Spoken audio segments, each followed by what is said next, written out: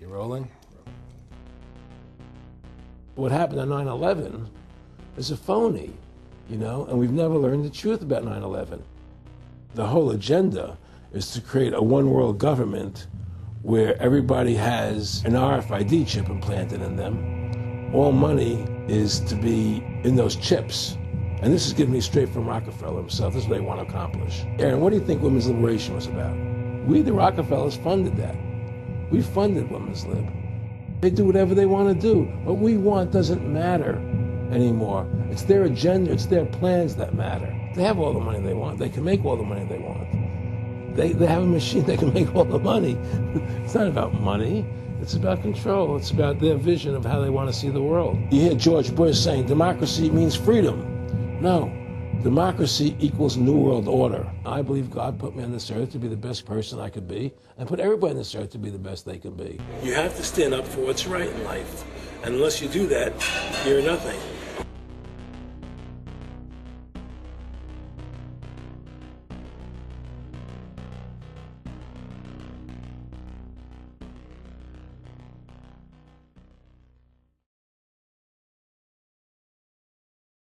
Award-winning filmmaker turned freedom fighter, Aaron Russoa was an amazing individual. He'd been battling cancer for more than 3.5 years when he began making America Freedom to Fascism, that he shot, directed, edited, pretty much on his own with just the help of a few people. An amazing individual. A long life of award-winning films, of hard work, and for standing up for the Bill of Rights and Constitution. When we first went and shot this interview, I put it out on the web for free. But parts of it have never been seen. So here today, you're going to have a chance to see the in-depth interview, the final interview with Aaron Russoa. But his important work lives on. He made one of the definitive films exposing the elite that control this nation and the world, the private Federal Reserve. And the information he put out 2 years ago rings more true today than ever. And his film, America Freedom to Fascism, and Mad as Hell, and the other great works he did, just continue like ripples in a pond to light bushfires in the minds of men and women everywhere. So this film is dedicated to the one, the only, Aaron Russoa. You rolling? I'm honored to be interviewed by Alexe Jonese, a truth seeker, fighting for justice in America. He's charming me. He's getting me all smiley. Aaron, when did you start to think something was wrong in the world, or start to find out about the whole banking cartel and the Federal Reserve System, the New World Order? Well, that was a progression of events. I've always been a very independent person, always believed in individuality, and that we were put on this earth to be unique individuals to fulfill our God-given potential, and that the only way to fulfill your potential is to be free, to find out who you are, and to make your errors, to make mistakes.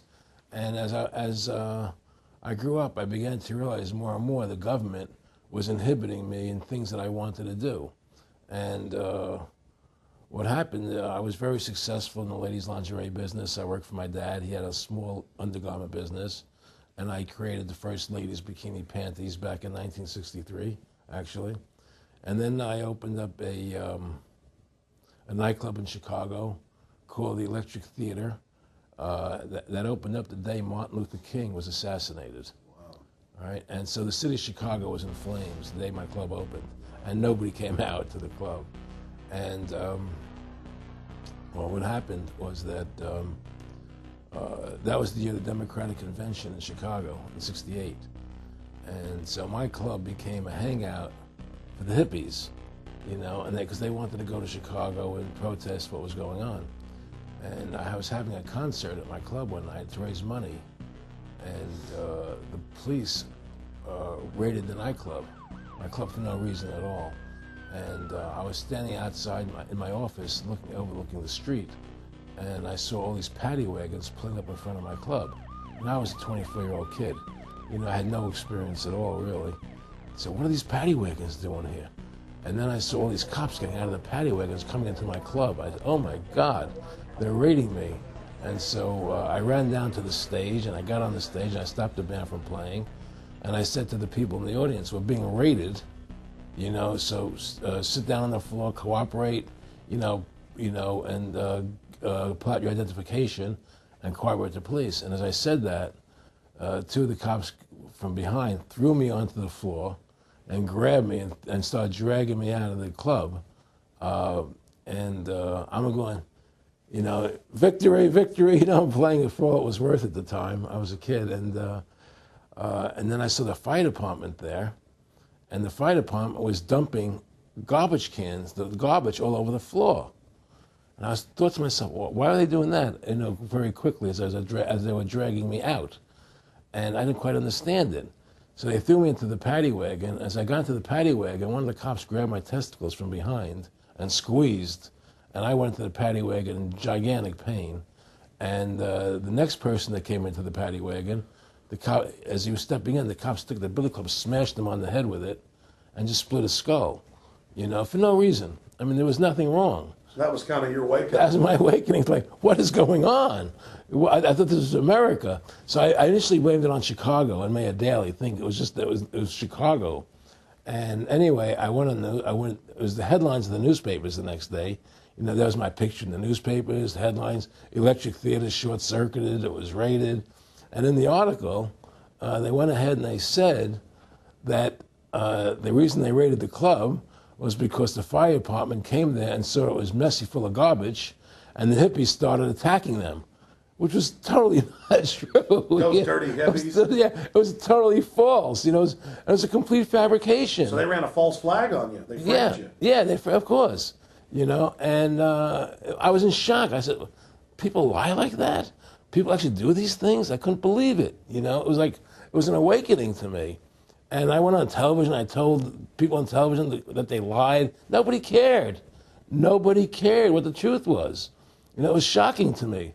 And then a week or 2 weeks later, I forget exactly what it was, two cops come to see me, a lieutenant and a sergeant, a captain and a sergeant.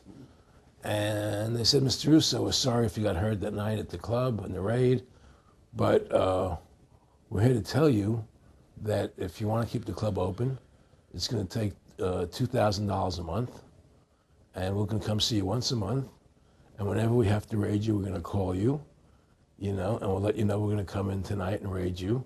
This was mafia. Well, the police mafia, Yeah. you know. And actually, it was actually more interesting than that. They said, listen, there's the A plan, there's the B plan, and there's the super deluxe plan. And this one, of course, each one will cost you that much money a month. Which one do you want? What was the super deluxe? That's the one I took. That was a $2,000 a month plan. And I took that plan, and I paid them $2,000 a month, and they left me alone. And whenever they were going to raid the club, they would come there, we're going to have a phony raid tonight, you know, just to look good for the people in the neighborhood, you know. So that was your first big education? That was my education into corruption in government, you know, but I really thought that was basically Chicago. I didn't realize it was the whole country was like that. And so that was my wake-up call, that people lie and cheat and steal.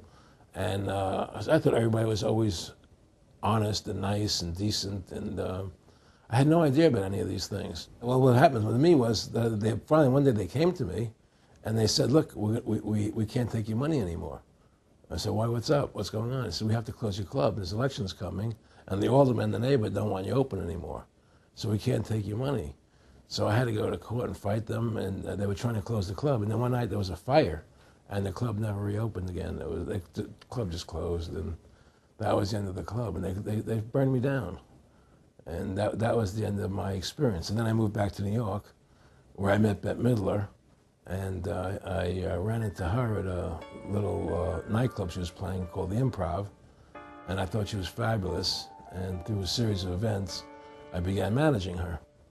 And as soon as I started managing her, her career took off like a rocket. You know, it was just fortuitous, I guess. And we became very, very successful. And through managing Bette, I started producing shows on Broadway where I won the Tony, and I produced a television show where I won the Emmy with Dustin Hoffman and Bette, you know, and then I produced The Rose for her, where she got Academy Award nominations. And then that led me to producing Trading Places, which everybody knows, you know. I think it's the best Eddie Murphy movie. Well, it's a good one. I don't know if it's the best, but it's a really good one. And I'm very proud I made that movie. And so in my mind, I feel as if I've made a classic comedy in Trading Places, a classic musical in The Rose, and a classic documentary in Freedom to Fascism. You know, so I'm very proud of my work that I've done as a filmmaker. Aaron, why do you do this? What's the philosophy of your life? What do you think life's all about? I think the importance of life is to like yourself. If you don't like yourself, nothing means anything. To like yourself means you have to respect yourself. To respect yourself means you have to take actions that you respect if somebody else did them. And what's the point of living if you don't like who you are? You can have all the money in the world, and if you look in the mirror and you don't like what you see there, what's the point of it? So to me, the most important thing is that I like who I am, and that I take actions that I would respect if somebody else did them. That you live a life of character, honesty, truthfulness, and I believe that a person has the ability to mold their character like a sculptor can mold a piece of clay. You know, there's no saying that a leopard never changes its spots. I don't believe that. I believe people have the total ability to mold their character into what they choose to be in their life, what their ideals are. And that's what I try to do with my life. I am not the same person today I was 30 years ago. I've changed a lot because I wanted to be something better than what I was before. And my philosophy is that you have to like yourself, you have to be a decent person with character and integrity and honor. And that's what's important. Back in the late 80s, I was a pretty big silver trader and gold trader. And I don't think I've ever told this story on tape before. I was a pretty big silver and gold trader. And I always paid my taxes. And I took what was a legal tax deduction on my silver trades. And a few years later, I think it was 88 or 89 or something, the IRS claimed that what I did, and other people did as well, was now illegal. We couldn't do it anymore. But they made it retroactive. I said, what do you mean retroactive? It was legal then. I did what was legal. I said, yeah, but now we're making it illegal retroactively. And that's not good. So you owe us $600,000 or $800,000. For what? It was legal. How could you make something retroactive? Change the law backwards in time. It makes no sense. Well, we're doing it. And so everybody said they can't do that. So we went to court, a class action lawsuit. And the judge agreed with the IRS and said they could do it retroactively. And that's when I knew that there was something wrong in America with the IRS and the system here. You know, Aaron, you were telling me this story last night, and before you even finished saying, in the late 80s, the tax law, I said retroactive. And I knew that because they literally ruined my dad, but he paid. He didn't know. He still thought this was America. And it was legal tax law, what you're supposed to do. They said retroactively you owe, and with not just retroactive, but they said you also have penalties and interest. That's right. So how do you have penalties and interest on something when they retroactively change the law? Well, first of all, they can't retroactively. How can you do anything retroactively? Penalties and interest are a farce. The whole thing, because they do whatever they want to do. And that's when I realized America is not America. It's not the land that I was taught it was. Because they can do whatever they wish to do. And there's nothing the citizen can do about it. Now, you've made America Freedom to Fascism. I want to walk through that film, and I want to encourage everybody out there to get a copy of it on DVD. It was also in theaters around the country, and I think the best film out there on the Federal Reserve and the IRS and the whole banker scam, and I want to discuss that with you here. But I wanted to go back a little bit to the point that we discussed last night, where you don't advise people to not pay. And I do the same thing. People say, well, wait, you're saying it's a scam, but you're saying go ahead and pay it. And I like the way you summed it up. Well, it's really fairly simple. I mean, since making that movie, you know, many people come to me and ask me whether they should pay their income taxes or not, you know, and I never advise people not to pay. And the reason I tell them, I said, look, I've done a lot of research. The Supreme Court has ruled that the IRS has no authority. The 16th Amendment did not give the IRS the authority to tax your labor and your wages. That's a fact. All right, the Supreme Court is the law of the land, you know, and the IRS does not trump the Supreme Court. However, that being the case, the fact is, if the mafia would come to you and say, we want $2,000 a month or we're going to hurt you, I would not advise you not to pay them, because you may get hurt by not paying them. Whether it's legal or not doesn't necessarily matter. You're going to get hurt if you don't. It's the same thing with the IRS. they can hurt you. They can put you in jail. They can torture you. So if you don't pay them, you may get hurt. So I never advise people not to pay. You know, I tell people, yeah, pay your taxes. Look what happened to Congressman Hansen. Yeah, Congressman Hansen's a great example. Pay your taxes. But you know what? Shut down the Federal Reserve System, and eventually you won't have to pay those taxes anymore.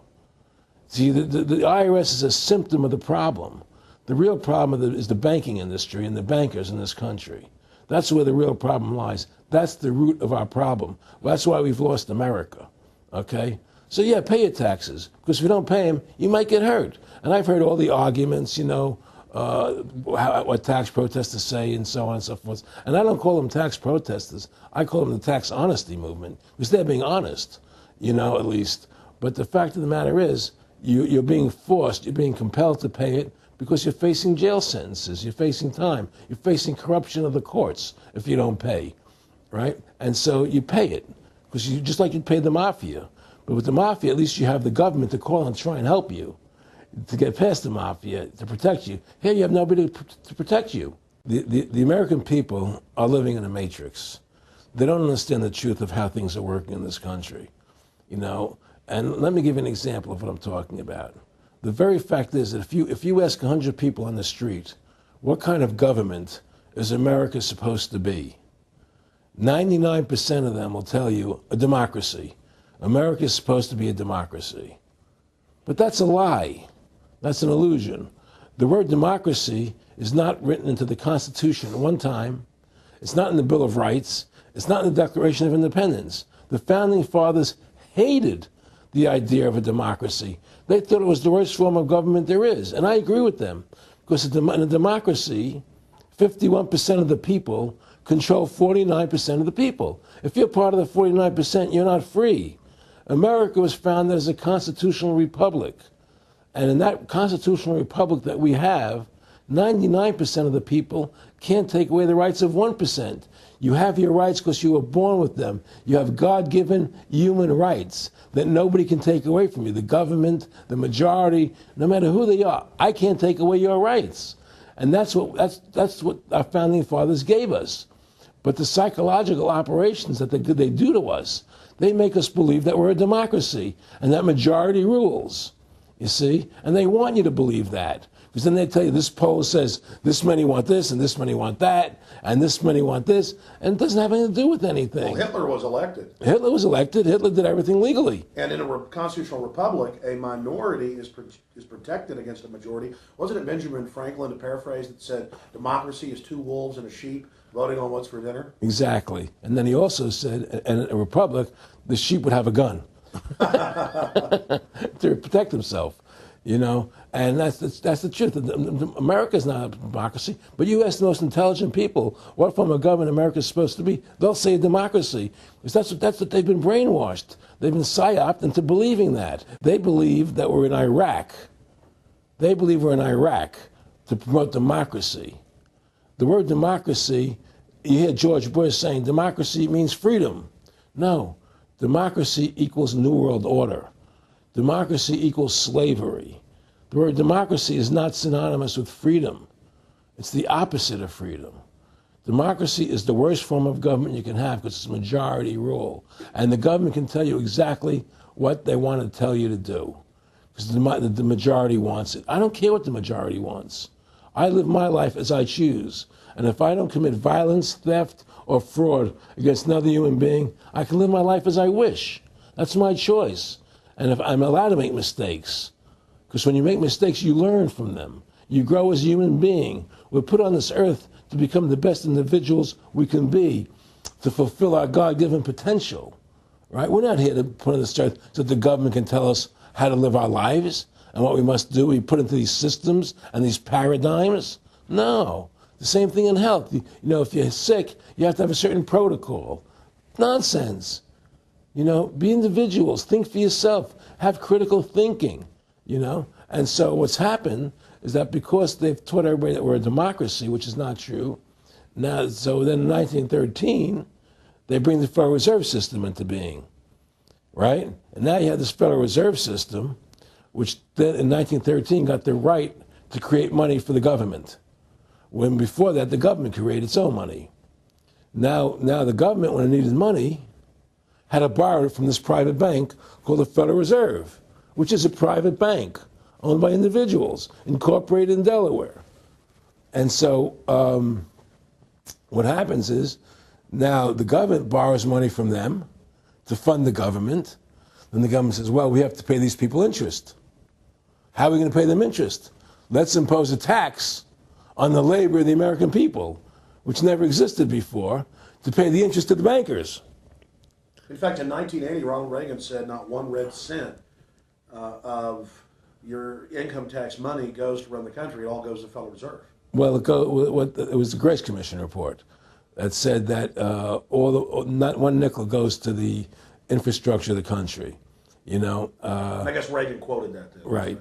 And so, but the point I'm trying to make is that by creating this Federal Reserve System, the government now became dependent on these private banks for money. And they started taxing us, you see. And so now what happens is that in 1935, I believe it was, Social Security started. And they gave you Social Security cards, said not to be used for identification, the Social Security number right on the card, right? And through Social Security, they started deducting money out of your paycheck. That was the first time they were ever could take money out of your paycheck, because people agreed to it because they thought it was going to their retirement fund. And so then when they instituted the income tax again, they started taking money out of your paycheck because Social Security could do it. And then they could do it again. You see what I'm saying? And so now they've even taken control of the tax payment itself. I mean, literally like you're a slave. They're Right. taking it right there when you make it. Exactly. They don't even trust the public enough to go send them and a pay it check. themselves, Right. So they take it out automatically because they know people aren't going to want to pay it. So what's happened is that through the implementation of the Federal Reserve System, the government has become vested in these bankers, and they get their money from the bankers. And so then they impose a tax on us, which makes us more slaves, makes it more difficult for us to survive, right? Giving them more profits. And now what's happened is that through the Federal Reserve System, the bankers have pretty much taken control of our government. It doesn't matter Republican and Democrat anymore, because they're both the same. Neither one of them are talking about shutting down the Federal Reserve System or stopping the payment of taxes, or any of the big issues that face Americans, right? So I had a friend, Nick Rockefeller, okay, who was one of the Rockefeller family, and he, when I was running for governor in Nevada, he came to me, introduced himself to me through an attorney, and we became friends. We started talking about things, and I learned an awful lot from Mr. Rockefeller. And one of the things that we used to talk about was the ultimate plan of the banking industry, what they wanted to accomplish.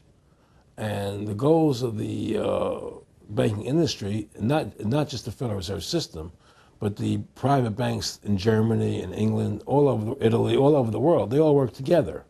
They're all central banks, and they're all part of the Communist Manifesto. Central banking is one of the major planks of the Communist Manifesto. We talk about America being a capitalistic country, but yet at the same time we have a central bank that plans everything for us, right? And the graduated income tax is another plank of the Communist Manifesto, right? So right there you have two major planks of the Communist Manifesto that have been brought in because of the Federal Reserve System, okay? So the ultimate goal that these people have in mind is the goal to create a one-world government run by the banking industry, run by the bankers, and they're doing it in sections. The European currency, the euro, and the European Constitution is one part of it. Now they're trying to do it in America with the North American Union, right? And they want to create a new currency called the Amero, right? And the whole agenda is to create a one-world government where everybody has an RFID chip implanted in them. All money is to be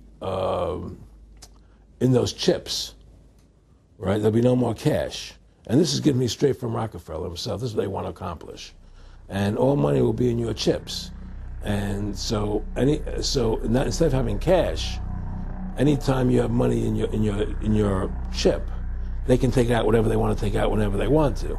If they say you owe us this much money in taxes, they just deduct it out of your chip digitally. Total control. Total control. And if you're like me or you, and you're protesting what they're doing, they can just turn off your chip. And you have nothing. You can't buy food. You can't do anything. It's total control of the people. And that chip's connected to a database that has your purchasing records, what you do, what Everything. you sell. Everything is in there, you know? And so they want a one world government controlled by them, everybody being chipped, all your money in those chips, and they control the chips, and they control people. And you become a slave. You become a serf to these people. That's their goal. That's their intentions. More than a decade ago, I began getting secret government documents, and we published them, where the feds were training the local police and the military that gun owners, conservatives, people that made frequent references to the U.S. Constitution were terrorists. That's a quote. But in 2009, it broke into the national media when we received the secret MIAC report from a state police officer, and that was in the state of Missouri, but the feds had written it, demonizing Ron Paul, people that wanted to end the Federal Reserve, people that wanted liberty and freedom. And now more secret reports have been released, like the Department of Homeland Security report, which the feds admit they wrote, that says returning veterans are the number one terror threat in America, that gun owners are part of that number one threat, that people buying ammo are the number one threat. Think about this. You have these private bankers overthrowing the United States, and they're secretly training the police that gun owners and patriots and veterans are the number one threat. So they're saying the American people that follow the Constitution and Bill of Rights that will actually stand up against this tyranny are terrorists, because they are the terrorists. They are the criminals coming in with a corporate takeover, a hijacking of the nation. Eric, could you be specific about when you met Rockefeller, how it happened in these discussions? I met Rockefeller through a female attorney I knew who called me up one day and said, one of the Rockefellers would like to meet you. I had made a video called Mad as Hell, and he'd seen the video and wanted to meet me and knew I was running for governor of Nevada. So sure, I'd love to meet him. And I met him, and I liked him, and he was a very, very smart man. And we used to talk and share ideas and thoughts. And he's the one who told me 11 months before 9/11 ever happened that there was going to be an event. Never told me what the event was going to be, but there was going to be an event, and out of that event, we were going to invade Afghanistan to run pipelines from the Caspian Sea. We were going to invade Iraq, you know, to take over the oil fields, establish a base in the Middle East, and make it all part of the New World Order. And we'd go after Chavez in Venezuela. And sure enough, later, 9/11 happened, and I remember he was telling me how how you're going to see soldiers looking in caves for people in Afghanistan and Pakistan and all these places. And there's going to be this war on terror, which is no real enemy. And the whole thing is a giant hoax, you know, but it's a way for the government to take over the American people. He told you it was going to be a hoax. Oh, yeah. Oh, yeah. There's no question. He says, there's going to be war on terror. And he's just laughing. There's no, who are we fighting? I mean, why do you think 9/11 happened and then nothing's happened since then? Do you think that our security is so great here that these people who pulled off 9/11, who were able to, can't knock down another plane? Come on, it's ridiculous. 9/11 was done by people in our own government and our own banking system to perpetuate the fear of the American people into subordinating themselves to anything the government wants them to do. That's what it's about, and to create this war, this endless war on terror. And that's why and that was the first lie. And the next lie was going into Iraq, you know, to get Saddam Hussein out with his weapons of mass destruction. That was the next lie. Now, specifically, this was a little over 6 years ago. This was 11 months before 9/11. Yeah. And Nick Rockefeller, who's a lawyer, he's become your friend over the previous years, and he's saying to you that there's going to be this big event, and then out of that we're going to have a war on terror, and it's just going to go on and on. Right, an endless war on terror without any real enemy. That you can never, so you can never define a winner. And did he say that it's going to be perfect because you can't define an enemy? It just goes on Yeah, and on? because you can't define a winner. There's no one to beat, so it goes on and on forever. And they can do whatever they want. They scared the hell out of the American public. Look, this whole war on terror is a fraud. It's a farce. It's very difficult to say it out loud because people are intimidated against saying it. Because if you say it, they want to make you into a nutcase. But the truth has to come out. That's why I'm doing this interview. The fact of the matter happens to be that the whole war on terror is a fraud. It's a farce. Yeah, there's a war going on in Iraq because we invaded Iraq. And people over there fighting, you know. But the war on terror, that's a joke, you know. And until we discover what really happened on 9/11 and who was responsible for 9/11, because that's where the war on terror emanates from. That's where it comes from. It was 9/11 that allowed this war on terror to begin. And until we get to the bottom root of 9/11, the truth of 9/11, we'll never know about the war on terror. Aaron, you said that he was, and I think it's important, and I know this about the Rockefellers from Dr. Dennis Cuddy and many others, who literally, you'll be 20 years old in a lunch line at college, and it was David Rockefeller. And here's here, I mean, they're experts at recruiting and getting what they call players, and that clearly he was, I mean, I want to make it specific and just get you to reiterate what you said last night about you got 30% of the vote, you were having an effect, you made mad as hell, they knew that you'd started the Constitution Party, they knew that you were somebody who was taking action and getting things done, you'd already made some big films, had a lot of other successes, right. So they were trying to recruit you, and didn't it come down to the point of, hey, we are here to recruit you, and don't worry, your chip's going to say, don't mess with us, you know, this guy's don't touch. Yeah, yes, that did happen. I was definitely being recruited, but it's more subtle than that. Well, in your words, just go through the process, and then what he said. Well, what it is remember, we were friends, and we used to go to my house a lot. We'd have dinner, we'd talk, and he'd tell me about business investments, how you get involved in, you know, or they would help me with this business investment or that business investment. And was I interested in joining the Council on Foreign Relations? You know, I would have to get a letter to join them, but was I interested in that? And, you know, just stuff, you know, leading you on. And I used to say to him that I never really did that because that wasn't where I was coming from. You know, as much as I like you, Nick, you know, your ways and my ways, we're on the opposite side of the fence. You know, I don't believe in enslaving people, you know, and he would come back with, oh, I do? Or? Well, it would be more like, you know. It's better for them. Well, it's more like, you know, how do I put it? It was like, what do you care about them? What do you care about those people? What difference does it make to you? Take care of your own life. Do the best you can for you and your family. What do the rest of the people mean to you? They don't mean anything to you. They're just serfs. They're just people. You know, it was just a lack of caring, you know, and that's just not who I was. It was just sort of like cold, you know. It was just like cold, you know. And I used to say to him, what's the point of all this? You have all the money in the world you need. You have all the power you need. What's the point? You know, what's the end goal? And he said the end goal is to get everybody chipped, to control the whole society, to have the bankers, the elite people, you know, the bankers and some governor controlling the world. And I said, all the people in the Council on Foreign Relations believe this way you do? He said, no. You know, most of them believe they're doing the right thing. A lot of them believe it's better off being socialistic. You know, we have to convince people that socialism is really capitalism. Because America's becoming a socialist country. It's a communist country today. And here we are years later after Aaron Russo points out that this is not a capitalist or free market country, but is really socialist. In fact, here's the cover of Newsweek. We are all socialists now. But this isn't the socialism the public thinks it is, where the government robs from the rich to give to the poor. Actually, it's always the big banks, the elites throughout history that fund socialism.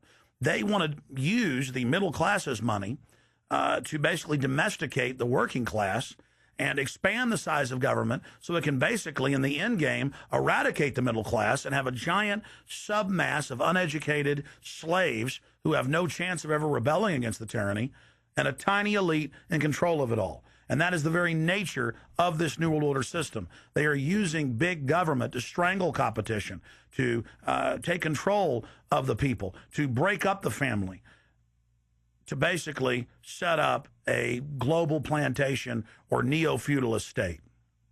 Well, one of the things they told me was that he was at the house one night, and we were talking, and he started laughing. He said, "Aaron, what do you think women's liberation was about?" And I said, I had pretty conventional thinking about it at that point. I said, I think it's about women having the right to work, getting equal pay with men, just like they won the right to vote, you know? And he started to laugh. He said, "You're an idiot." And I said, "Why am I an idiot?" He said, let me tell you what that was about. We, the Rockefellers, funded that. We funded women's lib, you know? And we're the ones who got all over the newspapers and television, the Rockefeller Foundation. He says, "And you want to know why?" He says, "There were two primary reasons." And they were, one reason was we couldn't tax half the population before women's lib. And the second reason was, now we get the kids in school at an early age. We can indoctrinate the kids how to think. It breaks up the family. The kids start looking at the state as the family, as the school, as the officials, as their family, not as the parents teaching them. And so those are the two primary reasons for women's lib, which I thought up to that point was a noble thing. You know, when I saw their intentions behind it, where they were coming from when they created it, the thought of it, I saw the evil behind what I thought was a noble venture. Aaron, did you know that Gloria Steinem, in one of her own books, now admits the CIA funded Miss Magazine? No, I had no idea about that. No, I never heard that. Yeah, we're going to... CIA funded Miss Magazine? Funded Miss Magazine with the stated goal of taxing women and breaking up the family. No kidding. I never heard that. Well, Nick told me. I mean, I know it, but not because I know the CIA was involved in it. Well, Gloria Steinem was proud of it. Oh, the CIA wanted to help me help women. No kidding. So they funded it, yeah. And of course, it's divide and conquer. Right, and of course. What they do is they focus in, obviously, on real problems. Women were getting shafted in many ways, but the elite wasn't planning to help them. They were planning to really shaft them and take men away from them. Look at what they did with black families. You only had about 10% illegitimacy 50 years ago in black communities, and now it's over 90%. And look at welfare. We're going to give you some money, but you can't have a man in the house. Right. And so that was further to degrade the family. Totally destroyed. And now illegitimacy is over 50% in the general population. Right. Well, see, the whole thing is these people control the money, so they make all the rules. You understand? And they put whatever rules they want into effect. And the truth is, America has really become a socialist, communistic country. And everybody says it's a capitalistic country. It's not a capitalistic country. You know, how could it be capitalistic when you have a central bank? That's the first. It can't be. You know, it's a planned economy. It's a planned economy. It's a phony. If they want to create prosperity, they just print dollars. They just make dollars or put digits into the economy, and now you have prosperity. You don't have real prosperity. You don't have real manufacturing. You just have money being injected in. It's an infusion of credit, which only makes the government go into more debt. Into more debt. The Federal Reserve is poison to our country. Of course it is. It's poison. Whoever makes the money makes the rules. Rothschild said that, and they make the money. Why are we allowing these private bankers to make the money for our country? It makes no sense. Why are we paying interest to these banks to make money for us when the government can do it itself without paying interest and without all that debt? There's no answer to that question, and it's the question no politician will raise. Everybody talks about America's debt, how much debt we're in. We're in debt because we have to borrow money. But we don't have to borrow money. They designed it so we go into debt. Exactly. We can create the money and back it by gold so they can't create too much of it. So you don't have the inflation. And do what the founding fathers gave us. But instead, the bankers make the money, they control the government, they buy the politicians, they tell us who gets into office. You have computer voting, that's a fraud. They do whatever they want to do to us.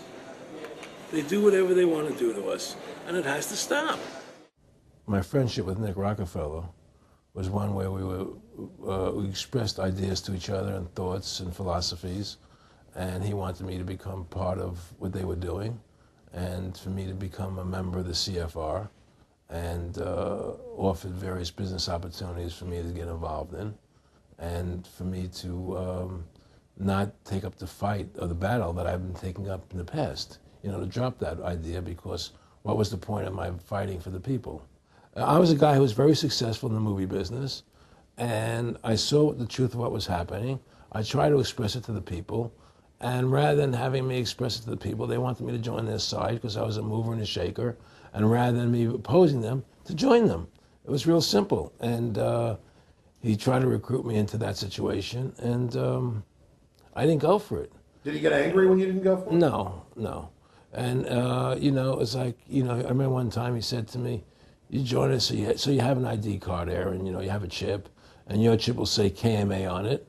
And I said, what does KMA mean? He said, it means kiss my ass. And anybody stops you, a cop or whatever, and you show them your card or your chip, and they'll know to leave you alone because you're one of us. One of the central pillars of tyranny is that the establishment is exempt from the laws that they pass for the rest of us. We saw it in Rome. We saw it with Hitler. We saw Richard Nixon saying, look, I'm the president. If I break the law, it's not illegal. We saw George Bush and Dick Cheney say that. We see Barack Obama continuing that, saying, I'm not going to give detainees real trials. I'm going to give them secret kangaroo military commissions trials, and we're going to hold them in secret camps, and I've got executive privilege. It's the same thing over and over again. And one example of hundreds that are out there was a story back in April of 2008 out of the Orange County Register. And this backs up exactly what Aaron's talking about with Mr. Rockefeller saying, I got a chip in my hand, kiss my ass. Here's just one example of hundreds.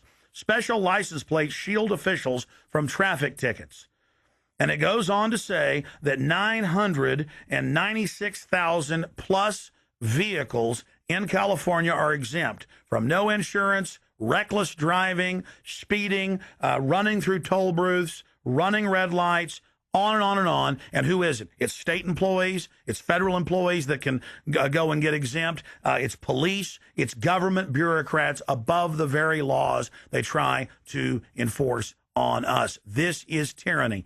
And so literally all over the nation, they've tried to pass it in Texas but failed. They want it where the police are above the law, where the government officials are above the law, where they have immunity, where they can't be prosecuted for crimes. Congress exempts itself from most of the tax laws and other laws that they put on the rest of us. They're exempt from Social Security, and they get a pension that pays out on average 5 times what citizens get. Again, it's already happening. So the chip in the hand and saying they're above the law under the guise of national security, that's what the 1947 National Security Act and now this whole Homeland Security system is all about. Why are you fighting for the people for? What is that about? The people are just, you know, they have to be ruled. They have to be, you know, the Constitution, what you're standing for is only for a few people. It's only a few individuals that can live that way, you know, and we believe that it's best for society to be ruled by an elite people who control everything. And I said, I don't believe that. You know, I believe God put me on this earth to be the best person I could be, and put everybody on this earth to be the best they can be, not to be a slave and a sheep to you and these people. And I don't understand why you want to control everything. What is the need for that, you know? And I asked him, do all the people in the Council of Foreign Relations feel the same way you feel? He said, no, a lot of them think they're doing the right thing. They think that socialism is the best way to go. They think that, that they're doing the right thing. But the people at the top, they all know the truth of what's happening. And that's what it is. So it's compartmentalized within the elite structure as well. Of course it is. Of course it is. I mean, all the people that are in the CFR, was that 2,000-3,000 people? I forget what, like Dan Rather. They don't know what's going on. They join the CFR because it's prestigious.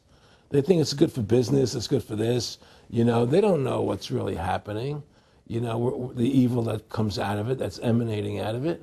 You know, and to me, you know, the biggest evil is what's happening right now, because what happened on 9/11 is a phony, you know, and we've never learned the truth about 9/11. That's the question I wanted to follow up on. He tells you 11 months before there's going to be an event, all this is going to happen. What did you think on the morning of 9/11? Where were you, and did you think about Nick Rockefeller and what he had told you when you saw those towers fall? No, I was actually in Tahiti when 9/11 happened, and I got a call from my son, and my son said the Twin Towers, they were just attacked and they were falling down or something. So what are you talking? I was in Tahiti, I was asleep, and he said, yeah, they were hit by a plane, da da da da. And so where I lived where I was in Tahiti, there was no television, so I had to run the other side of the island to a hotel where they had, and it was all on television, you know, and that's when I first saw the stuff on TV about it. And I didn't immediately equate it to Nick, you know, but when I realized that we're going to go into Afghanistan, Iraq, and as that developed, I realized what it was. How could there be a war on terror and actually say that we're having a war against terrorism and leave the borders wide open? If you were the President of the United States, or I were the President of the United States, and 9/11 really happened the way they want us to believe it happened, the first thing you would do is shut down the borders so people couldn't get in the country to harm you. But they left the borders wide open because the bankers want the borders open because they want a one-world government. They want a North American Union. They don't want borders here. The 9/11 was only a manifestation. It was done to create a fear in the American public, right? So that we will obey what they want us to do. And take Richard Reed, the shoe bomber. Here's a guy who was 6'6", ugly as could be. I heard he smelled. Okay, he sits in coach on a plane, lighting matches to put his shoe on fire, surrounded by people. It's idiotic. If you were going to blow up a plane, you go into the bathroom, you close the door, and you put your shoe on fire. You're not going to sit there surrounded by people lighting matches on a no-smoking flight. They want you to believe this nonsense. It's ridiculous. 7/7's come out now, and the majority of the British people think it's an inside job, and all the evidence points towards it being an inside job. Yeah, I mean, what happened in London? Yes. All this is nonsense. It's just keep people in fear. It's this endless war on terrorism that doesn't really exist, so people will submit to whatever the government wants them to submit to. Searches, check your shoes, have ID cards, put chips in you, you know, where you become servants to the elite. That's what this is all about, you know? Restore America's republic to what it's supposed to be, get the bankers out of our government, get the bankers out of our government. Government should stop borrowing money from the banks. Government should make its own money, restore the republic, individual freedoms. That's what this country's about. And until we do that, we're gonna be slaves. I mean, to me, I see people like Bill O'Reilly on television, right? And I see how much they control the media. Like there's this girl on Bill O'Reilly the other night from an organization saying the world can't wait. And this girl was spot on. Everything she was saying was the truth. And all Bill O'Reilly could do was call her a lunatic. He couldn't challenge the facts. They just call people names. They can't, and until we just find that, look, this world, we're heading into a world of danger, possible nuclear wars, you know, because the banking industry is trying to take over the world. 9/11 is the beginning of the war on terror. That war on terror is leading us into Iraq, which is the next lie. So you had the lie of 9/11, how that happened. Nobody knows how Building 7 came down. Okay, we know 9/11 was a fraud. The American people don't know it, but more and more of them are believing it. Okay, so that was the first lie. Besides the inception, I'm not going back to the inception of the Federal Reserve, that original lie. But 9/11 was the first lie in this present state we're in. 9/11 is the kickoff of the war against the American people and the people of the world. 9/11 was a phony. It's a fraud. It didn't happen the way they told us it happened. Now, because of 9/11, we then had the authority to go into Afghanistan and Iraq. Iraq didn't have weapons of mass destruction. Okay? So that was the next lie. Now they're talking about going into Iran. Now, how would you feel if you were Iran and you had this big, powerful country, America, go into your next door neighbor, take over their oil fields, right? Wouldn't you be worried that what they were going to do to you? Of course you're going to be worried. But the people of America don't think about it from Iran's point of view. They think about it from our point of view. So now we're going to send more troops into Iraq and keep building up because they want Iraq and the Middle East to become part of the New World Order. And Iraq was using, Saddam wanted to start using euros instead of dollars, right? He was messing up their whole consumption. Iran wants to start using euros instead of dollars. They have. Okay? So I'm saying what they're trying to do is preserve their power. And one lie leads to the next lie, leads to the next lie. And until you get to the root cause of 9/11, which is supposedly the war on terror, we'll never solve our problems here. Should we send more troops into Iraq? Should we not send more troops into Iraq? Well, the truth is, The fact is that it all goes back to this war on terror. Where did 9/11 come from? That's the root cause of everything. And until we have a full investigation, find out why Building 7 fell down, why they shipped all the steel out of America so quickly, from the buildings, why all the things that don't make any sense about 9/11, until we find out why it really happened, we'll never understand why there's a war on terror. And we'll never be able to prove that the war on terror is a phony. Nick and I discussed many things. One of the things we discussed, or he brought up in conversation, was reducing world population, and felt that there were too many people in the world. In a way, I agree, there are too many people in the world, but I don't think I have the authority to say who's going to die and who's not going to die, But they felt that they wanted to reduce world population, and he felt that it should be reduced by half. He even mentioned to me once they were having a real problem trying to solve the Israel-Palestinian problem. And he talked to me once about they were playing with the idea of bringing Israel to Arizona, and taking all the people from Israel and giving everybody $1 million and setting up Israel in the state of Arizona. Unbelievable. Just to end that problem, because that's a problem that they're not in charge of, in a sense. They're not controlling that problem. They're very arrogant. They can do whatever they want to do. We've given these people the authority to create money out of thin air, and through that device, they control everything. And if you want to win the battle to stop that, you have to deny them the ability to create money. It's only because they can make money that they have all this power. They literally have the money machines. They have the money machines. They can print it. They can do whatever they want to do. They own everything. Aaron, we take over pretty quick. If we were the guys that issued the money, everybody had to come give us real assets for the use of this money we just printed up. People.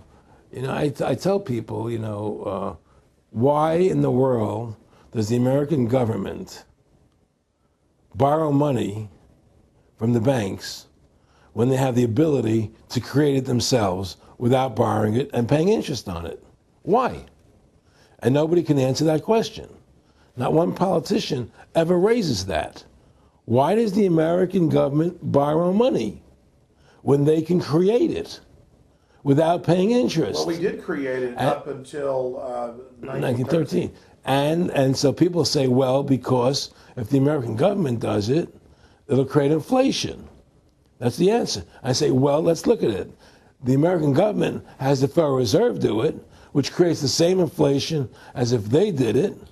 But also with the inflation, now you're getting massive debt. So with the Federal Reserve, you have inflation and debt. Now, if the American government made the money, backed by gold, which limited the amount they could make, you wouldn't have debt and you wouldn't have inflation. But inflation was only about 50% from the 1780s, I've looked it up, until the late 1800s. And then we had the central banks already trying to cause some panics, which they then used to push the Federal Reserve. And if we look at inflation since 1913 into 2007, it's exponential. In fact, $1 is worth about 2 pennies what it was worth in 1913. Former Federal Reserve Chairman Alan Greenspan doubled the money supply from 2000 to 2006.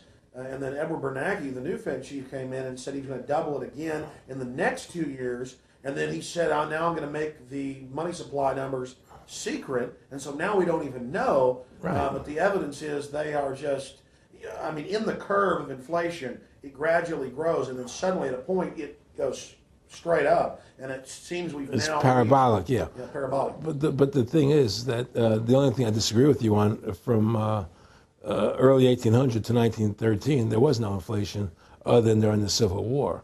When Lincoln was Well, I'm talking about how much $1 was worth, and I know it never changed. There was no inflation in that whole 100 years. There was no inflation. People knew what the money was worth. They could retire. They knew what it would cost them to live their lives out. There was no problem. It was only since 1913, when the Fed came in, that we created massive inflation and massive debt. So then what you said earlier, then there really wasn't inflation. There was no inflation. So you don't get inflation when the government issues the money, at least in the U.S. history. Well, not if it's backed by gold. Well, exactly. But I'm talking about, and I did look this up, and I believe that if you look after the country was set up, and some of the things that happened with Andrew Jackson and the rest of it, there were points where it spiked and there were manipulations. There were points, mostly during the Civil War. Yeah. And that's because Lincoln printed so much money. Exactly. That's right. But once that ended, but basically there was no inflation other than that during that short period of time.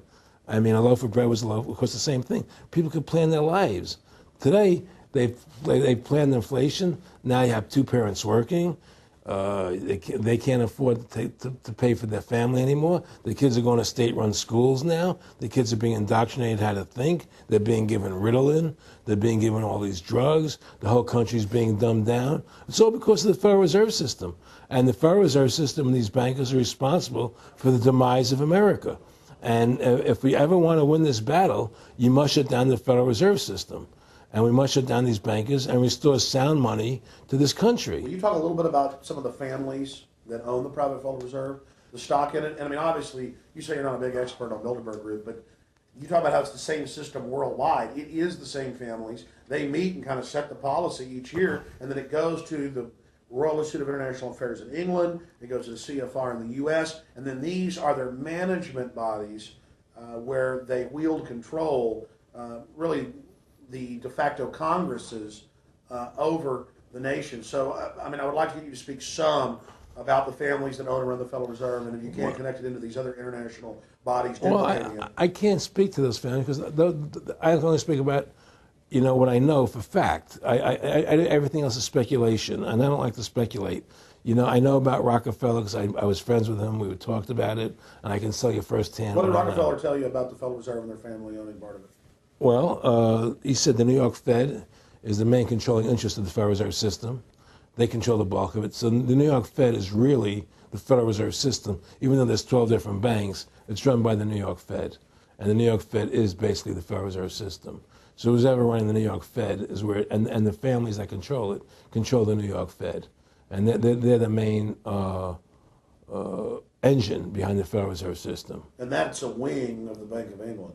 Well, the Bank of England and the Federal Reserve are partners, and the Bank of England is a private bank, and so is the Bundesbank in Germany, and the bank of all the banks of the G8 countries are all private banks. They're private central banks. And look, what happened in Europe? Didn't Europe vote down the European Constitution? Yes. They're still doing it. Didn't they vote down the euro? They're still doing it. They don't care what the people vote. They do whatever they want to do. What we want doesn't matter anymore. It's their agenda, it's their plans that matter. Isn't that prima facie evidence of a tyranny? Well, there's no question we're in tyranny. There's no question we're living in a world where the American citizen is no longer a free individual human being to do the things that they wish to do. We're slaves, and it's getting worse. What do we got to do to bring these people down? In my opinion, you must shut down the Federal Reserve System. And I think that there has to be an uprising. There has to be an uprising. People have to stand up. I can't do it alone. You can't do it alone, Alex. And we need to get a majority of people, not a majority of people, but It was 5% won the war against the British, a highly motivated group. But I agree, people have got to get angry first. I mean, not just, yeah, we know it's corrupt and that lackadaisical. We got to get pissed. People don't seem to have the courage to do what they have to do, I want to say you've got a lot of courage. Well, thank you. I don't know if I have a lot of courage. I just have I want to thank you for what you're doing for my family. Well, I have a sense of conscience and I have a sense of justice.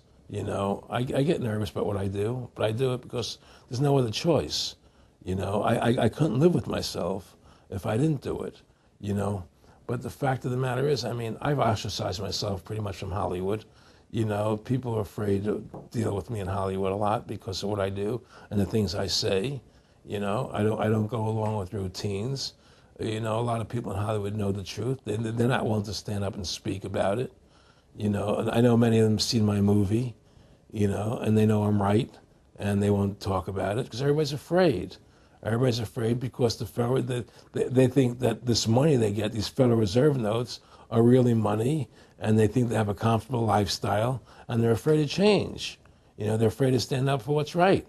And until people are willing to stand up and have the courage to do what they need to do, it's not going to change. And hopefully, what you're doing, what I'm doing, what other people like us are doing, can affect the change, that people will stand up and say, hey, I've had enough. The thing is, we have one advantage. That they need us to cooperate. See, if we don't cooperate with them, they can't win. And so they always need our cooperation to go along with their programs. So they try to sell us. Right. They try to sell us. Democracy, this majority says this, believe in this, do that. The war on terror, we got to be scared. They're always trying to do things to sell us so that we'll go along with them. And once we learn not to cooperate with them, then we win the game. And that's the point. Don't cooperate with them. Don't go along with the program anymore. Stop it. Join forces. You and I should run for president and vice president and take over this country and bring freedom back to this country. That's what it takes. It's like two people like you and I, statesmen who believe in freedom, who believe in Thomas Jefferson and the Constitution and the founding fathers to make this country whole again. Because right now it's in the grip of the evil ones, And the only way to stop that is for good men to stand up. What's Edmund Burke said? Evil can only thrive when good men do nothing. Yes. Right? We got to do something. That's what it is, Silence is golden, but when it comes to your freedom, it's yellow. We have to stop being scared. We have to stand up and do what's necessary to stop these bankers, these elite, this government full of lies, congressmen full of liars, People destroying our borders, creating a government. I mean, imagine this. Here you are in America, and they're combining America, Canada, and Mexico into one country, the North American Union, and the American people don't know anything about it. It's not even in the press. They'd rather talk about Rosie O'Donnell and Donald Trump calling each other names than discussing the fact that we're merging into one country. The press doesn't even report it. Or that Paris Hilton doesn't wear underwear. Yeah, Britney Spears. But I mean, who cares? I mean, the fact of the matter happens to be that tells you how controlled the media is. Here you are combining America, Canada, and Mexico into one country, and you don't see it in the press. Unless maybe it's Lou Dobbs. You don't see it in the press.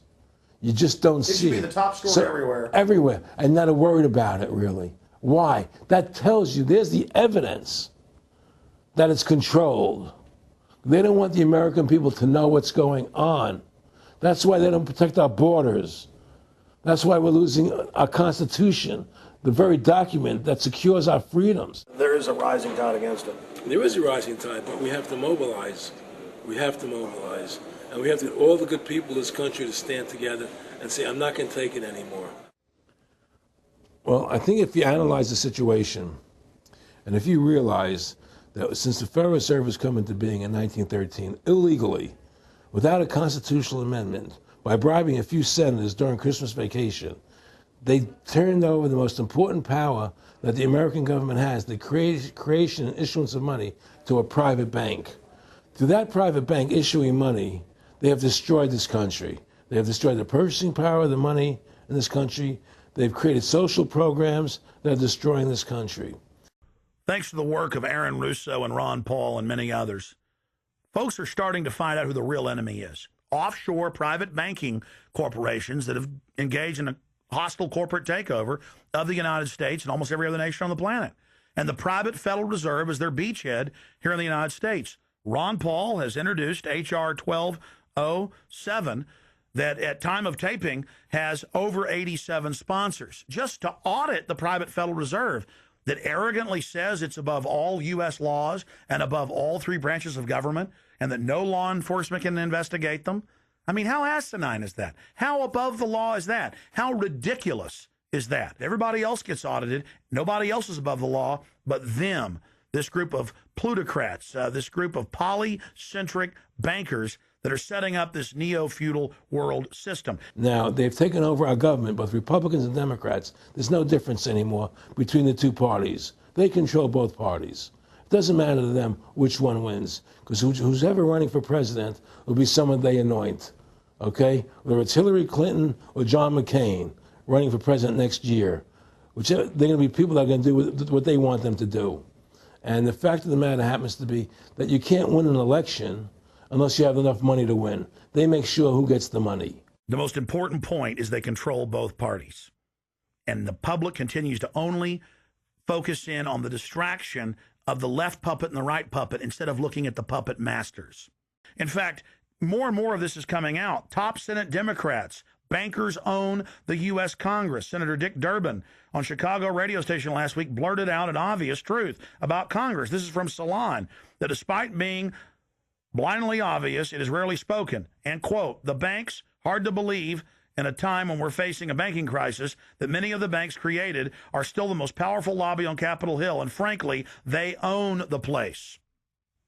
So there is one of the most powerful Democrats in the country, top Senate Democrat, saying bankers own the U.S. Congress. It's true. Let's admit it. Let's stop debating the two puppets they put out in front of us, the liberal puppet, the conservative puppet, and then every time we wake up to one of the puppets, they just replace it with another puppet. Let's look past the puppets to the puppet master above them that's controlling the puppets. That's all Aaron Russo and myself and Ron Paul and so many other people are saying. Let's get back to a culture of liberty versus tyranny, not this left-right diversion. You know, when folks are sick of Obama in 4 to 8 years, they're going to put a Republican in, and they'll put out different rhetoric, but carry out the same operation. Because as the top Senate Democrats said, the bankers own the place, even though they engineered the crisis. And make no mistake, they did engineer it by design. Their own documents, their own IMF and World Bank documents admit that. And out of this crisis, they're setting up the new Bank of the World, according to Time Magazine and Newsweek and the Wall Street Journal and just hundreds of publications with headlines like, and now for world government, in the Financial Times of London. They create the crisis and then say, okay, our Ponzi scheme's falling apart and bankrupting you. Give us $12.8 trillion in the first 6 months of the banker bailout.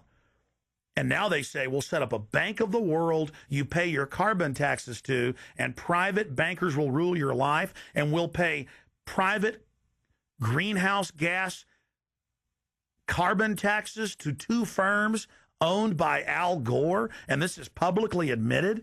I mean, this is how bad the scamming is getting. And we've got to wake up. We've got to say no. We've got to get angry and get in the face of the New World Order. Again, the private offshore bankers own America. They own both parties, but they get you in a rah-rah, Coke versus Pepsi, Redskins versus Cowboys, fight. And you get in this little political fight as followers instead of looking past that to the actual global elite and what they're setting up. So through these bankers attempting to taking over America, knowing that America was the freest nation in the world, it was necessary for them to take over America, take away our gun rights of freedom to bear arms, and create a country where we become slaves. Because once they take over America, the rest of the world becomes a lot easier for them. And so by creating 9/11, an event to terrify the American people that were being attacked by terrorists, you create a world where there's an enemy that can never be pinpointed. You can never win the battle. It's a 100-year war. It's a never-ending war on terrorism, right? So you're always fighting this war.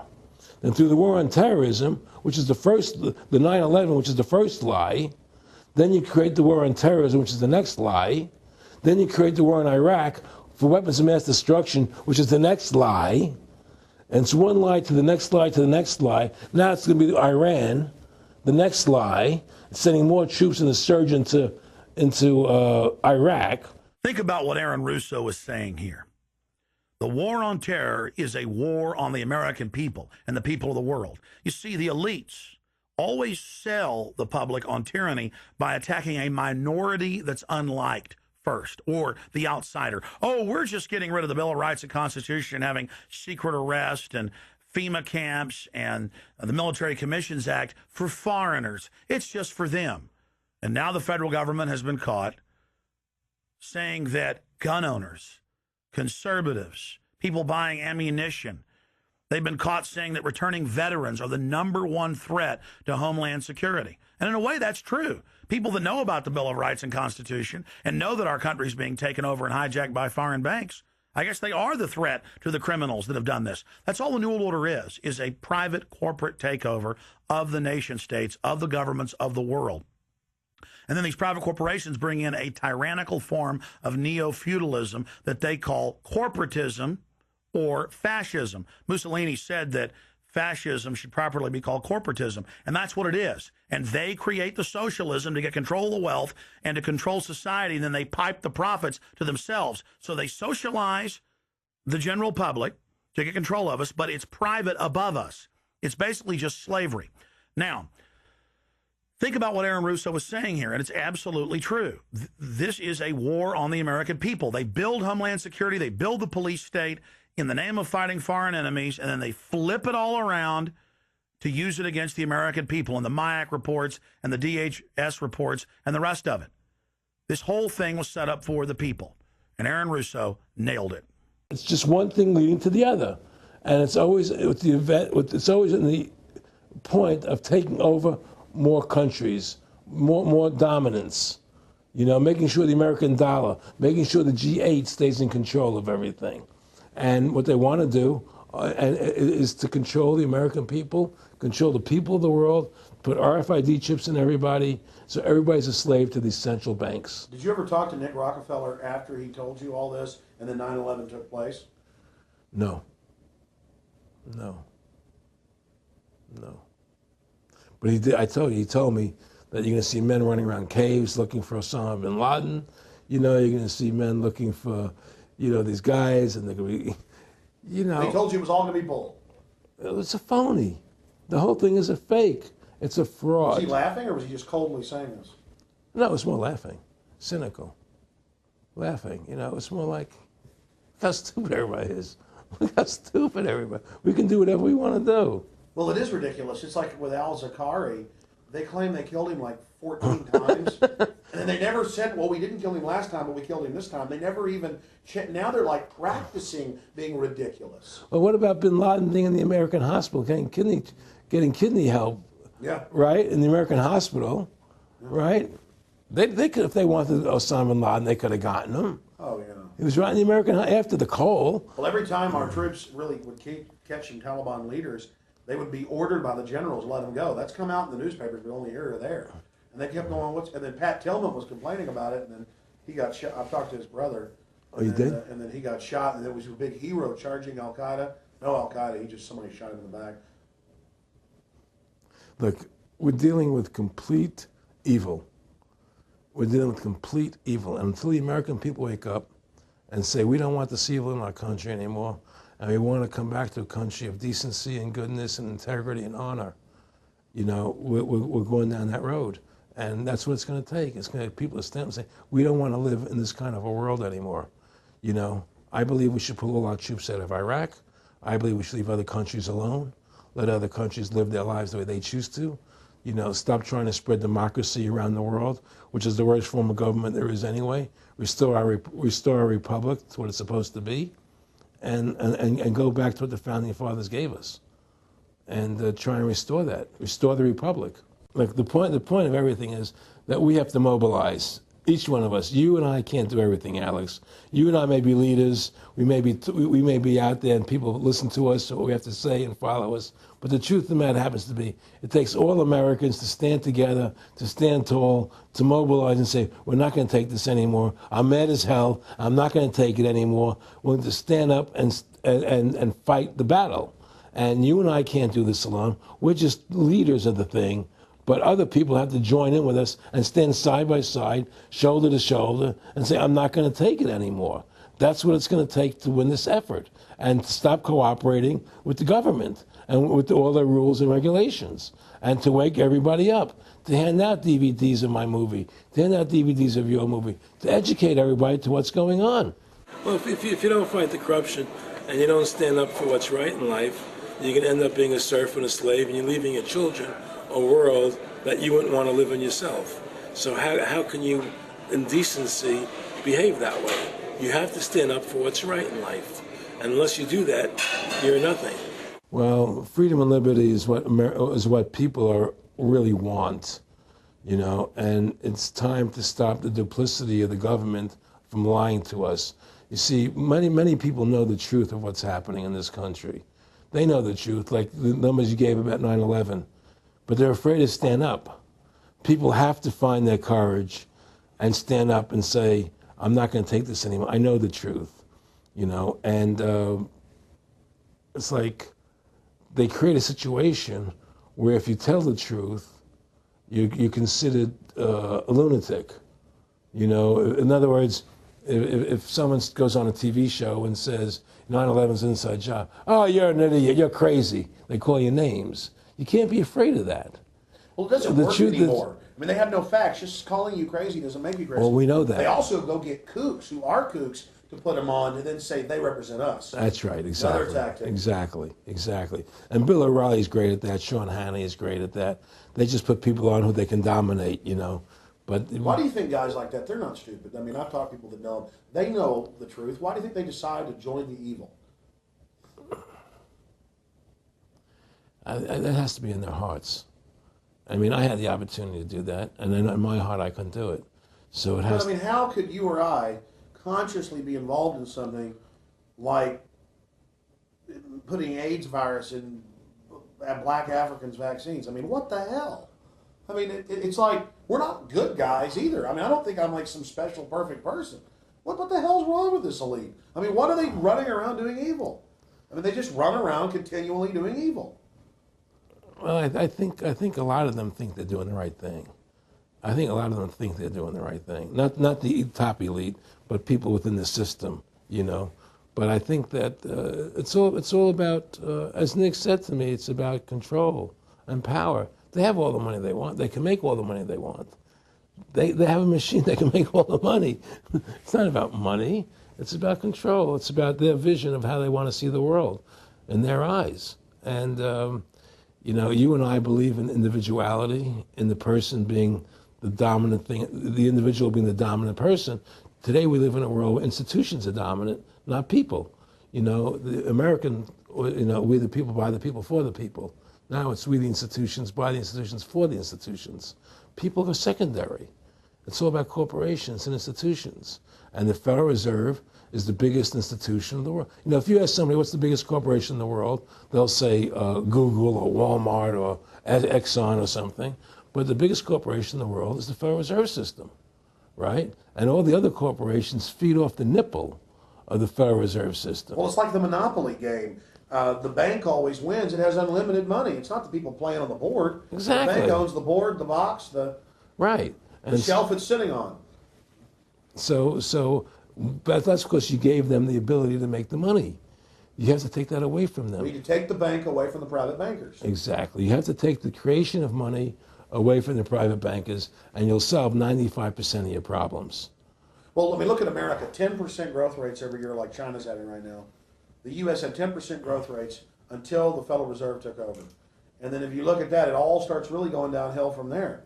Well, they destroyed the American worker. What they've done, here's what's happened. The Federal Reserve has created this massive inflation in America, which means that the American worker has to keep making more money to keep up with the cost of living. The more money they make to keep up with the cost of living, the less competitive they become in the world economy. So now what happens is we have to pay our workers so much to keep up with the cost of living, say, well, screw the American worker, let's go overseas now and get the cheap labor. But really, that's a war being waged against the middle class. Of course the bankers print the money.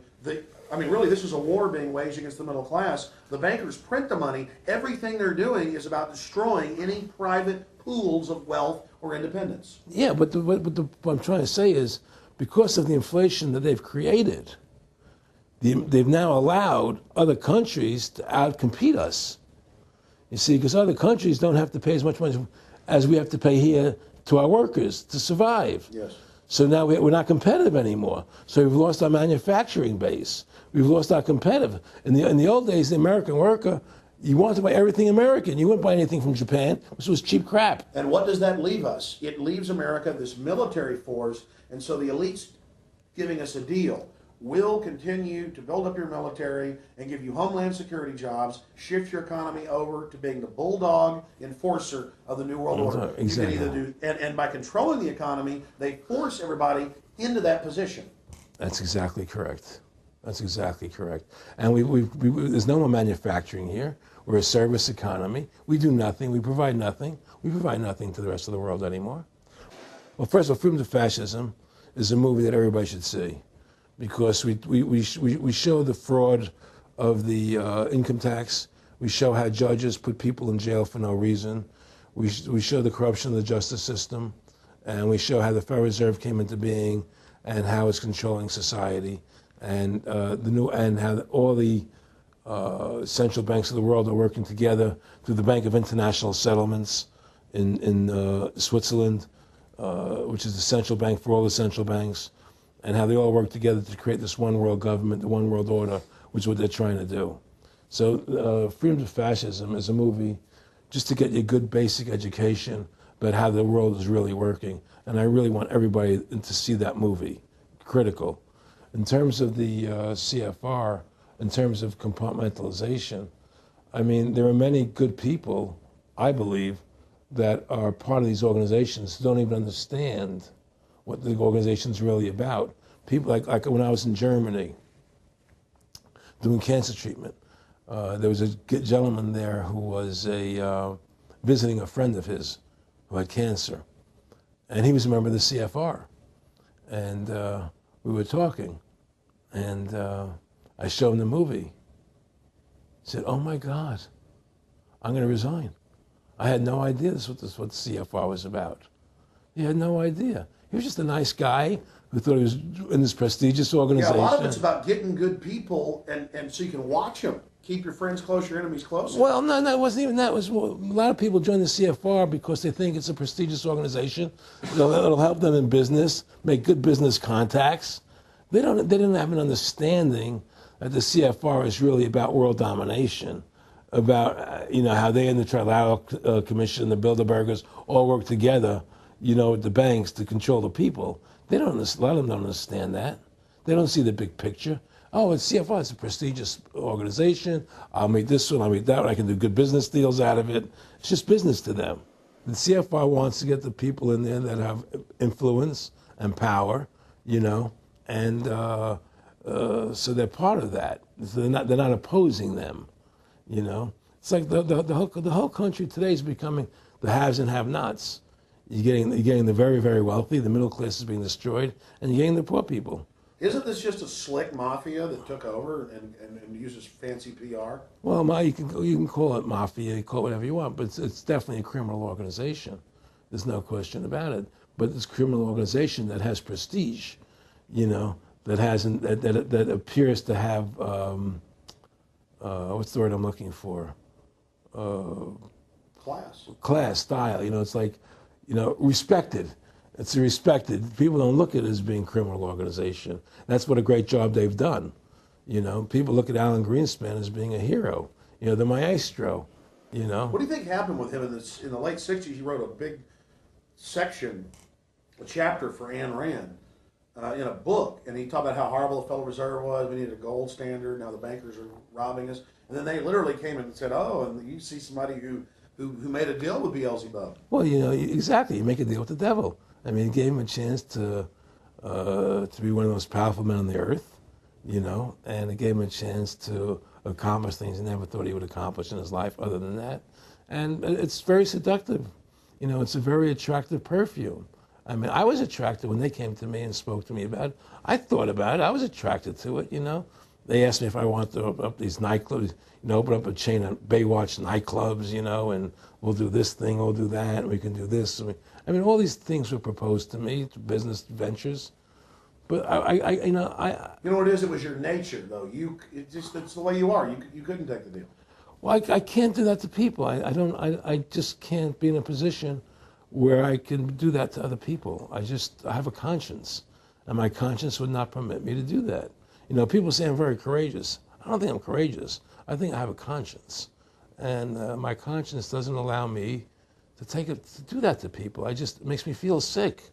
I just don't believe in it. No, I agree. When I do bad things, I feel bad. When I do good things, I feel good. Yeah, exactly. I feel the same way. And I don't know what's going to come out. I don't have that much money, but I've got some money, and it's like, what more do I need? I can go on a trip if I want. I can help pay for my kids to go to school and have my wife, comfortable. How do I go out and screw people so I can have some more junk? Well, money's a funny thing. I was talking to Michael Eisner one day, and I said to Michael, you may have $1 billion, Michael, but they're all dollars. If the dollar goes bad, how much money are you going to have? you know, and that's the thing, you know. You know, everything is denominated in dollars. Everybody thinks in terms of dollars, but the dollar has no value. And then someday it's you know, everything returns to the mean. Well, really, the whole universe, financial universe we live in, is a matrix fraud. Yes, it is. And that's why it's going to come crashing at some point. And they're going to try and hold up as long as they can. I mean, whenever they want to manipulate the markets, they can. If they want to send the price of gold down lower, they can. If they want to send the stock market up, they can. They do that. There's no more free markets. You don't live in a society where free markets rule anymore. You don't live in a capitalistic society, you know. But meanwhile, they say it's capitalistic Right. and free market all day, when really they're waging war financially and politically. Exactly right. Aaron Russo, I want to thank you for this interview. Anything else you want to add? No, I'm happy to do it for you. How about your website? My website, freedomtofascism.com. Go over there, take a look at it, you know. But just, folks, you know, all I can say is, you know, take our country back, restore the Constitution. Don't let these bankers do this to us anymore.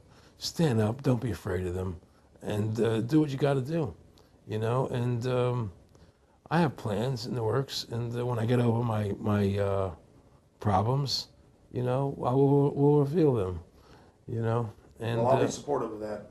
thank you, Alex. And listen, you've done a great job alerting people to the truth. And don't, in other words, don't be afraid to be ridiculed by these people. You know, if 9/11 was a phony, and I know it was, then stand up and say it's a phony. Don't be scared to tell the truth. Don't allow their, you know, their powers of trying to make you look silly to frighten you. What did you think of what Charlie Sheen did? I love what Charlie Sheen did. I was so respectful of what he did. I just applauded him.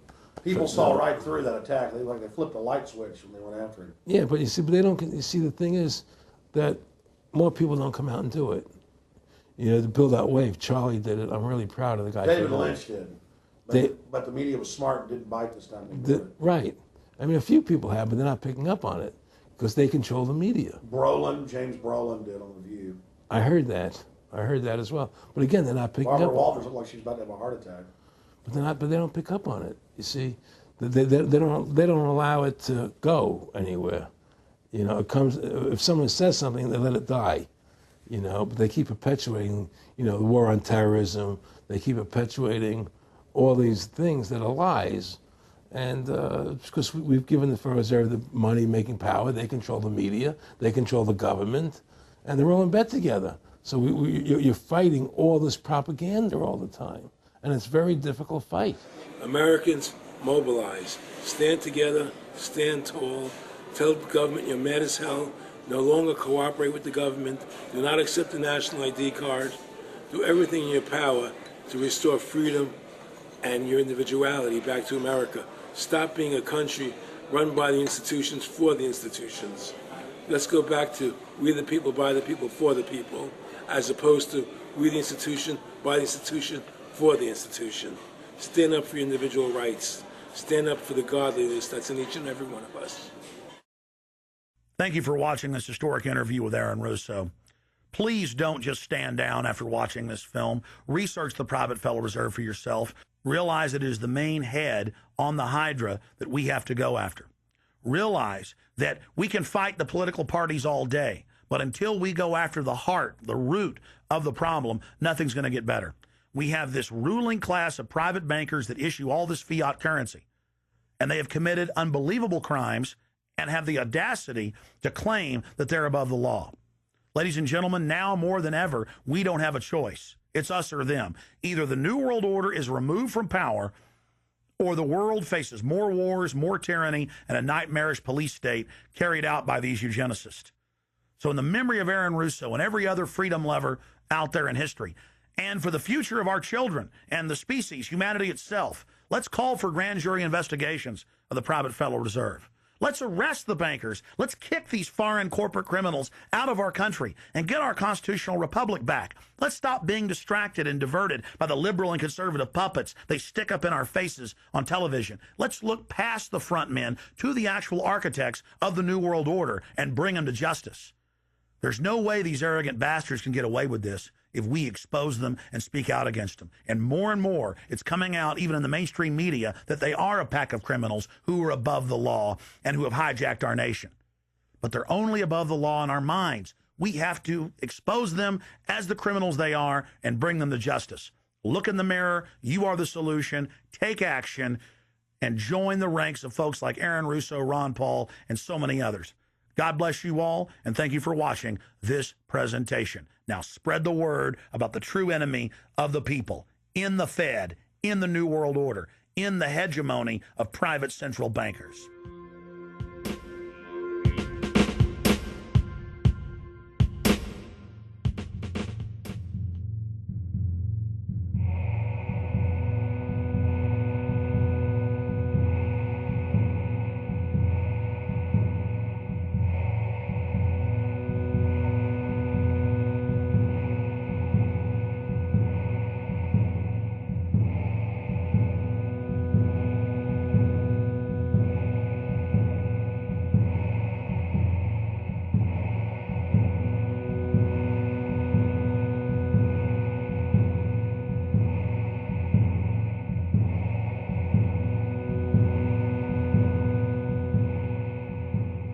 It is a big idea, a new world order. In the near future, Earth is dominated by a powerful world government. It's known as the Bilderberg Group. Could their objective be world domination? For thousands of years, their dark order grew.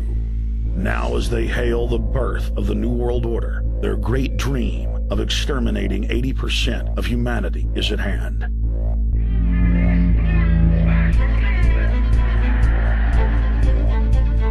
For the first time in history, the elite's plan for world government is blown wide open. You will learn the secret that drives the entire New World Order agenda. Bilderberg is making great progress toward a world government, and only an educated, informed public can stop them in their tracks. Alex, it's Chalabi, eh?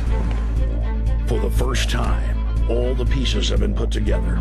The dots have been connected, and the picture is crystal clear. Earth's ruling elite believe they have discovered the fountain of youth. But before they can attain it, 80% of us must die.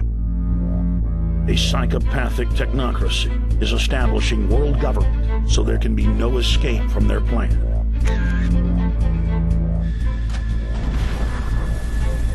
The New World Order is the old world order. I mean, it's just the names have changed, the appearances have changed. Most people have no idea. They're not after money. They have all the money they need. They're after power. That's their aphrodisiac. I was pulled out of a plane in Munich. They interrogated me 4 hours. Some shots were fired. I need you to move off the property. Their great dream of exterminating 80% of humanity is at hand. Endgame. Blueprint for global enslavement. You have been warned.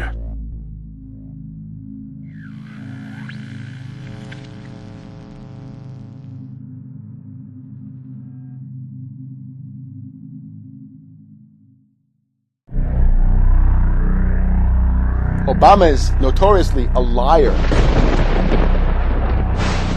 We need to go to where the real architecture of government is, and it's not in a president. Wall Street has hijacked Washington in broad daylight.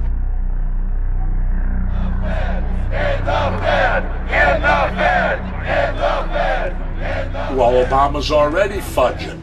He's fudged since day one in this election. The elite are using Obama to pacify the public so they can usher in the North American Union by stealth, launch a new Cold War, and continue the occupation of Iraq and Afghanistan.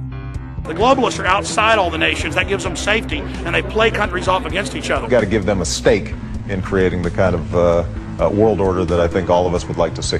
Partnership and cooperation among nations is not a choice. It is the only way. What they're doing is using the existence of the United States to act out their Wall Street fantasies of world domination and maintaining their capital structures and maintaining their system of looting. The fight that this country has been waging since its inception is for the central bankers not to take over the country. President Barack Obama is only the tool of a larger agenda. Senator Obama had a desire to do some meetings. Others had a desire to meet with him tonight in a private way, and that's what we're doing. Presidential candidate Barack Obama was publicly criticizing the North American Free Trade Agreement in a bid for votes, but privately telling Canadian officials not to worry about it. If you talk to our generals, they are desperate for is a civilian counterpart to our military force. What do you call this thing where you get this false sense of gratification, but because a black man is in office, everything's gonna be all right? No, everything's not gonna be all right. So I know how unpopular it is to be seen as helping banks right now, especially when everyone is suffering in part from their bad decisions. I promise you, I get it. The Obama deception. The truth strikes back. Get your copy of The Obama Deception today at Infowars.com or download it in super high quality at prisonplanet.tv.